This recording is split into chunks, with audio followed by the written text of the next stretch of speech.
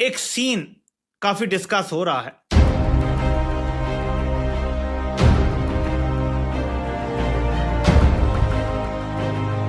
सोचने पर मजबूर हो चुका है कि यार ये क्या हो रहा है। कितनी बेहिस्सी है ना ये, फिर बातें करते हैं बड़ी बड़ी। पूरे इंडिया में इसका मजाक उड़ाया जा रहा है, ये हर जगह शर्मिंदा करवाता है कौम को।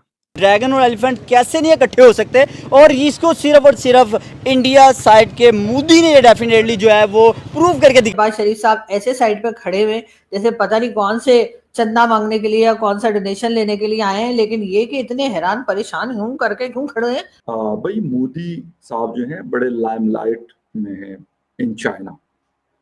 एक बात तो ये बड़ी अहम है। पाकिस्तानी पीएम शहबाज शरीफ भी कह लें कि एससीओ की मीटिंग में नजर आ रहे हैं, लेकिन कुछ अच्छे इनिशिएटिव्स या अच्छे प्रोग्राम्स करते हुए दिखाई नहीं दे रहे। यकीन जानिए मेरा दिल दुख रहा है बतौर पाकिस्तानी। आराम से खड़े होइए ना।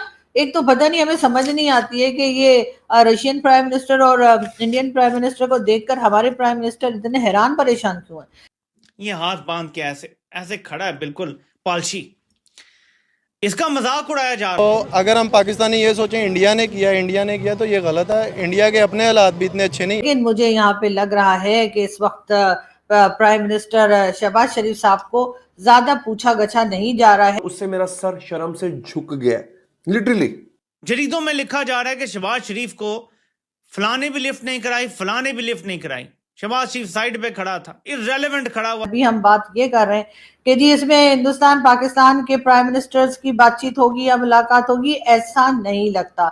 इसकी एक रीजन ये भी है कि एक फोटो ये आई है, आप ये देखिए कि शहबाज शरीफ साहब खड़े हैं और मोदी जी जो है वो ऐसे कर रहे हैं जैसे उनको पता ही नहीं लगा कि शहबाज शरीफ साहब साइड में खड़े हुए, और वो रशियन प्राइम मिनिस्टर को न जाने कौन सी कहानियां सुना रहे हैं पीएम मोदी। और हमारे प्राइम मिनिस्टर साहब जो है उनको चाहिए था शहबाज शरीफ साहब कि आप जाके और मोदी जी को झप्पी डाल देते और कहते जी जो हुआ सो हुआ जी, मट्टी पाओ और ठीक है जी सब कुछ ठीक कर लेते हैं। लेकिन नहीं, शहबाज शरीफ साहब ऐसे साइड पे खड़े हुए जैसे पता नहीं कौन से चंदा मांगने के लिए या कौन सा डोनेशन लेने के लिए आए हैं, लेकिन ये कि इतने हैरान परेशान यूं करके क्यों खड़े हैं। आराम से खड़े होइए ना। एक तो पता नहीं, हमें समझ नहीं आती है कि ये रशियन प्राइम मिनिस्टर और इंडियन प्राइम मिनिस्टर को देखकर हमारे प्राइम मिनिस्टर इतने हैरान परेशान क्यों हैं।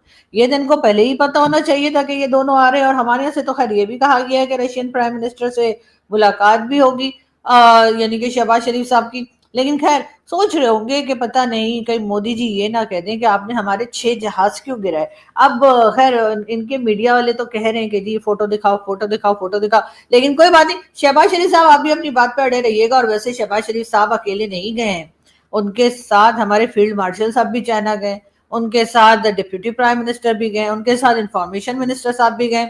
मतलब यहाँ पर ले देकर मेरा ख्याल है 2-4 ही लोग हैं जो पाकिस्तान में रह गए, बाकी सबको लेकर शहबाज शरीफ साहब जो हैं वो चाइना पहुंच गए। अब चाइना पहुंच गए तो यकीनन शी जिनपिंग साहब के भी कान खड़े हो गए होंगे कि भाई ये इतने सारे लोग लेकर क्यों आए हैं, कुछ ना कुछ चक्कर है जी। यकीनन कोई लोचा है जो कुछ ना कुछ मांगने के लिए आए होंगे। लेकिन खैर वो तो जब मांगेंगे तब मांगेंगे। लेकिन फिलहाल आप ये देखिए कि यहाँ पर आपको जो है बड़ी स्ट्रॉन्ग किस्म की लीडरशिप जो है वो नजर आ रही है, और इसमें शी जिनपिंग भी हैं, पुतिन भी हैं और मोदी जी भी हैं।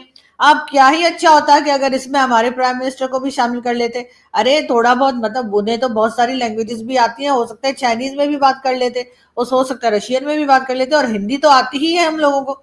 लेकिन मुझे यहाँ पे लग रहा है कि इस वक्त प्राइम मिनिस्टर शहबाज शरीफ साहब को ज्यादा पूछा गछा नहीं जा रहा है, और यकीनन ये बात जो है वो एक मैसेज जा रहा है किसको भला, ट्रम्प को।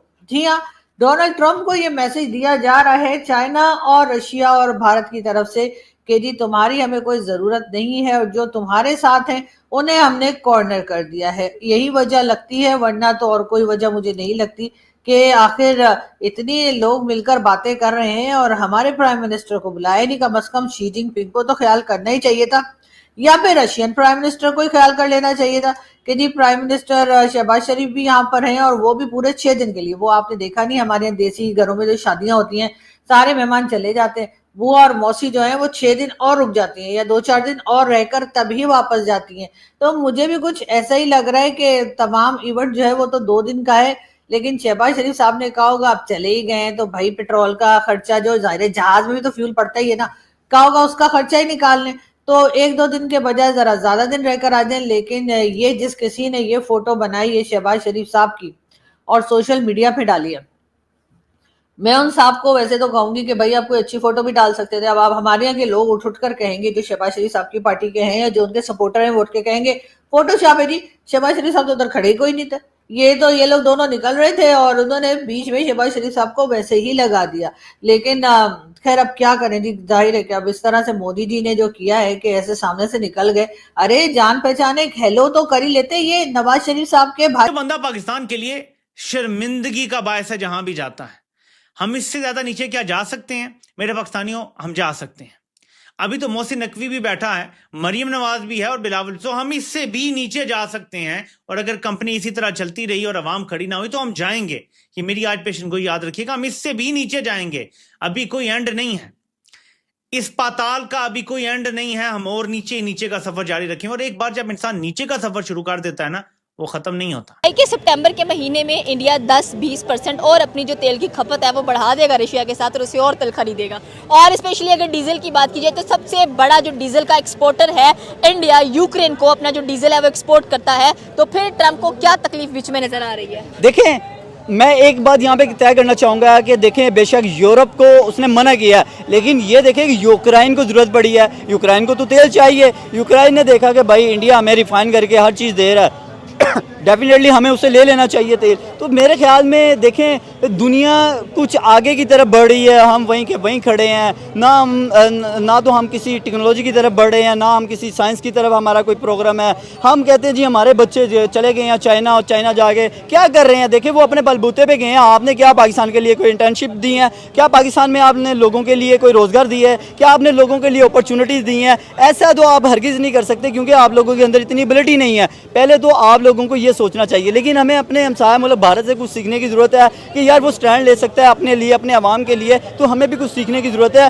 देखिए चाइना, वो चाइना जिसे पाकिस्तान अपने हिमालय से ज़्यादा उसे करीब कहता था, उसे दोस्ती कहता था कि भाई हिमालय से बड़ी जो है वो हमारी दोस्ती है, वो भी चाइना जैसे ममालिक के साथ बहुत दोस्ती है हमारे उसके साथ। देखिए दोस्ती हमारी अभी भी है, लेकिन यहाँ पे अगर हम अपने हमसाया मुल्क भारत की बात करें, वो जिस तरह से अपने ताल्लुकात इंडिया मतलब अपने जो है वो चाइना के साथ बढ़ा रहा है, तो मुझे लगता है डेफिनेटली पाकिस्तान को ये सोचने पर मजबूर करना चाहिए कि आपको न्यूट्रल रहने की ज़रूरत नहीं, आपको ये फैसला करने की ज़रूरत है कि आपको अमेरिका के साथ खड़ा होने की ज़रूरत है या फिर चाइना के साथ। मेरे ख्याल से हमें अभी ये सोच लेना चाहिए, हमें भी चाइना के साथ, इंडिया के साथ और प्यूटन जैसी कंट्री के साथ जो है वो जो मतलब प्यूटन जो रशिया का प्रेसिडेंट है उनके साथ खड़े होने की ज़रूरत है, क्योंकि ये लोग एक नई ब्रिक्स के साथ मैदान में उतरे हैं और ये इस टाइम जो है वो बिज़नेस को प्रमोट कर रहे हैं और एक नई ब्रिक्स के साथ एक मतलब देखिए हम इस टाइम हमें अगर कोई मुफाद तो हमें अमेरिका हमने मतलब क्या एक्सपोर्ट करते हैं दुनिया में।